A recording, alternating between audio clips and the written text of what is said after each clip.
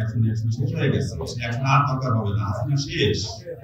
যদি কল্পনা করে আবার আসবে, সে প্রকার শর্তে ভাগ করে আবার আসবে। আপনারা যে আন্দোলনটা করেছেন এটা হয়তো আপনারা টের পাচ্ছেন না যে কি আন্দোলনটা করছেন, কি অবস্থা আপনাদের ঘটে গেছে। দীর্ঘ 17 বছর এই দরকারগুলো কি না গেছে।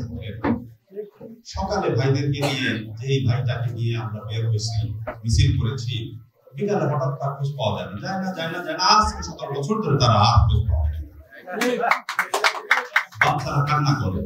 ওই যে বঙ্গি দিবস উপলক্ষে আসেন, বিশ্বাস করেন আমি ওই অনুষ্ঠানগুলো যাইতে পারি না, বাকিগুলো ওইটা হলে আমি পালাই, আমার ওই ক্ষমতা নাই, পানি আমি এটাই এইরকম গল্প আমাদের প্রত্যেকটা পরিবারের ভিতরে আছে না বলুন ভাই? আপনারা মাঠে ঘাটে পালিয়েছিলেন না? মামলা নাই, খুব কম পাওয়া যায়।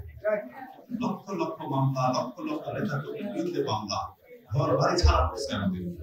এই আন্দোলন করে যে ফ্যাসিস্টকে আমরা দাঁড়িয়েছি, সেই ফ্যাসিস্ট আর 2-4 দিনের ভিতরে 2-4-5 বছর 2-4 যুগে আসবে, সেই চিন্তা যারা করে তারা কোথায় আসবে?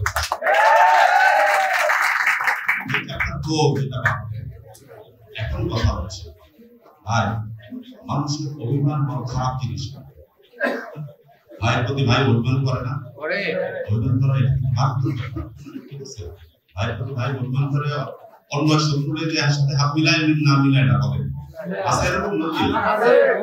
মানুষের ভোট কি আর কি বলে, মানুষই তো সব বিএনপি, 90% লোক বিএনপি।